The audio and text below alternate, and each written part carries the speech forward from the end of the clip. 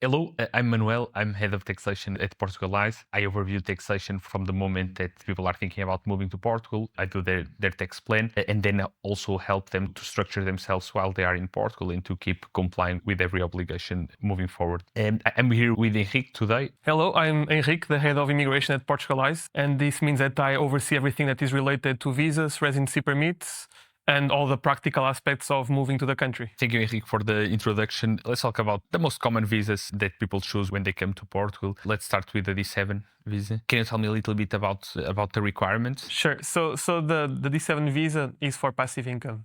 And what is passive income? Passive income is everything that doesn't require active participation of the earner. We are talking about pensions, which is the most common, so retirees.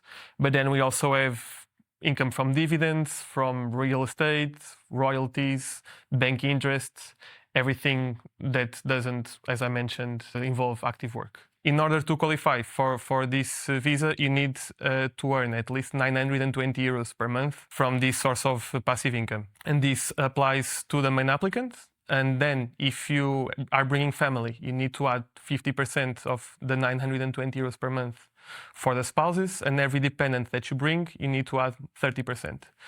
The 920 euros are the equivalent of the Portuguese minimum wage. So in 2026, the minimum wage is 920 euros, but it can and probably will likely increase as the years pass by. Okay, understood. So it would not be good enough for someone to gather that lump sum for 1 year, deposit it into a Portuguese bank account, and use that as a proof of funds. Exactly. It's not advisable to go through that route.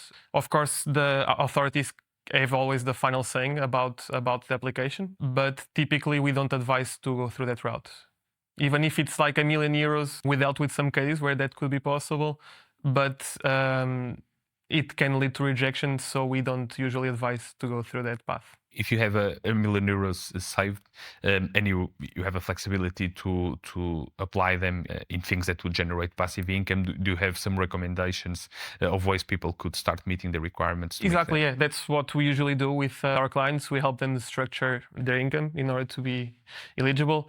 Usually when people have such a high amount, they can just go for a traditional bank interest that will generate the income without much problem. Of course, there are more investments that can bring better yields, better returns. But if you just want to apply for the D7 and generate some passive income, then a simple bank investment and generating interest is enough. So if they start right now to structure the income in this way, how long would they need to earn that income passively just for the purposes of the visa? How many months? Or yeah, the law doesn't say anything about that. So I usually advise my clients to apply the same rule as the digital nomad, which they need to show the last 3 months of income. And I do the same interpretation of the law so I recommend 3 months to showing proof of income at that level. It can be pretty quick to structure that if you're starting from zero. Yeah. And also maybe it would align with the time that you're waiting for the appointment itself, right? Because usually we need to book the appointment with some time in advance. How long does that usually take? Correct. And yeah, the thing is that while you are waiting for that, there's always lots of things that you need to do in parallel to qualify. So we are talking about setting up your NIF, which is a Portuguese tax ID number. You need to open your Portuguese bank account. You need to find accommodation in the country. So either you buy a property here or you lease an apartment or a house for at least 1 year. So while you are preparing these documents, the 3 months will get really soon. Yeah, that's about the time that it takes, 3 months, depending on the country, of course, depending on the availability. Yeah, I think it's a good ballpark figure. Of course, there are some countries where getting the criminal record certificate can take longer. For example, in the US, it can take a few weeks as well. So the timeline matches, you know. So I think that from the moment that someone decides to start the process, 1 to 2 months is enough to gather all the documents. In parallel, we will try to find a visa appointment, and we also offer support with that. And once you attend the appointment, the authorities have 2 months to decide about the issuance of the visa or not. And in my recent experience, they are actually being faithful to that number. So in around 2 months, the visa application is decided. So we are talking about a 4-month process. It's good to hear about deadline compliance in things related to Portugal. Yeah, it's not that common, but yeah. Even there's- if it happens abroad, it's good. It's good to know that that we're doing that well. Things are getting better. Yeah, I think it's we have to say that. About the things that people need together, from things that people need to do on their own without our support, what would you say are the most complex things that they have to The do? only thing that people really need to do it by themselves, because it's a document from their country of origin, so we don't have any way to support, is a criminal record certificate. And if you are bringing family, for example, if you are bringing a spouse, you need to prove that you are married, of course, so you need to provide a marriage certificate. And if you are bringing kids, for example, you need to provide their birth certificate to prove that you are the parents. And you have to be careful, because every document that I just mentioned needs to be apostilled by the country of origin. The rest of the documents, we can help gather them and prepare ourselves. The NF, the bank account. We can also support with the real estate part, either by the legal aspects, to make sure that the contract is fair enough and protects the interests of the tenant, and second, if the contract is compliant with the visa requirements. So people need to come to Portugal to find a place to rent, for example, or can it be the net distance? How does it work? Yeah, it can be the net distance, of course, so with the help of real estate agents that we work with. But usually I recommend people to come to the country, have a general feel of what cities they like or they don't like, to check the vibe of the neighborhood. And of course, if you can see the apartment by yourself, it's always better than to just check it by a video call. But if there's no other alternative and people just need to rent it remotely, then it's totally fine. We have lots of clients that have done that, and the results are good. Yeah, it makes sense, because Portugal, even though it's small, it's quite a diverse country. So you can see a lot of differences, local differences, and yeah, some people would prefer a calmer, warmer environment like the south, the Algarve, etc. And some other people would prefer a more dynamic place like Lisbon or even For sure. Yeah. Actually, my experience with our clients is really diverse. So we have clients that want to live in the north of Portugal, in the mountains, getting some rain. So they're not a typical Portuguese experience, but they want to get some rain and more cold and more remote and calmer life. More access to nature too. Exactly, because we have beautiful nature here. Then we have the clients that want the lively cities, mainly Porto and Lisbon. Where everything happens basically, and there's like a really good cosmopolitan vibe. And then we also have the clients that prefer to live in the south, in the Algarve area, where the weather is amazing all year around, and they just want this more Mediterranean experience. Then of course we have lots of clients that just want like the Silver Coast, for example, which is a good compromise point because it's equidistant to Porto and Lisbon, and also has like good nature. And then we have clients that want to live in Alentejo, which is the south interior, where everything is really calm as well, and the weather is pretty good and sunny. So yeah, Portugal has a bit to offer to everyone. For sure, we were just talking about the D7 visa, and yeah, certainly the Algarve and the Alentejo are very appealing to people who are retiring, even though it really depends on the person, because we have seen a lot of people retire near Lisbon. And as you were saying, between Porto and Lisbon, every city has gained an expat community now.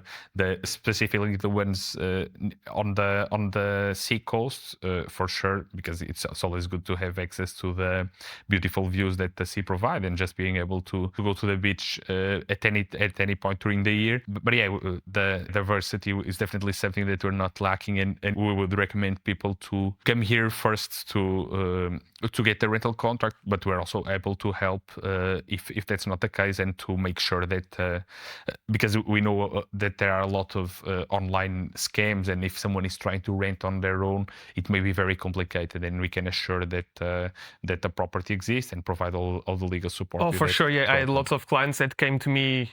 They started doing the process by themselves, or they were like in the process, and they just came back to me, and they were really worried because they paid the deposit, and there was no rental agreement in place, or they rented the apartment through a legit source, but then the landlord didn't register the contract with the tax authorities, which is mandatory for the visa to be approved. And so the people are left in a really complicated situation where they pay the deposit, but then the lease agreement is not valid for what they need. So it's really important to have that sorted out and without any issues there. Going back a little bit to the one of the requirements, if people want to come with their partner, what happens if they are not married but they are living together for 10 years? So it's possible, but you will need to have solid evidence that you are living together. Ideally, only countries that have registered de facto partnerships, I would recommend them to go through that route. For example, in Portugal, we have a similar system to the marriage, where people are not married, but they have a certificate that proves that they are living together as a couple.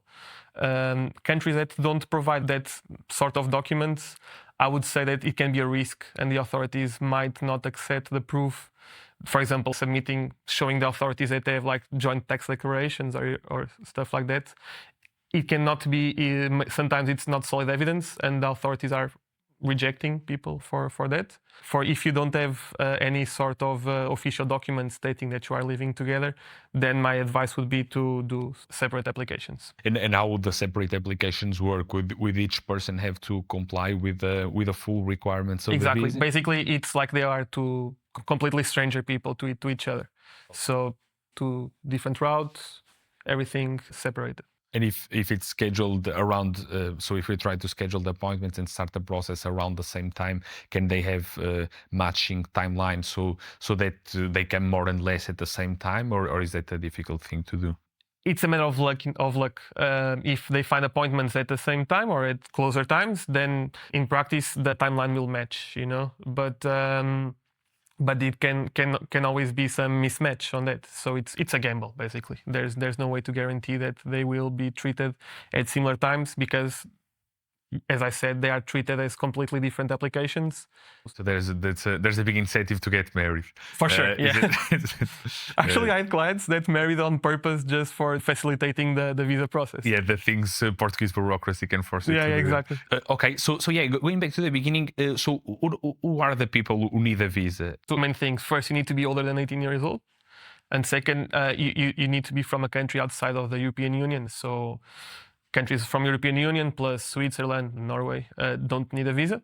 They can just come to Portugal and register themselves.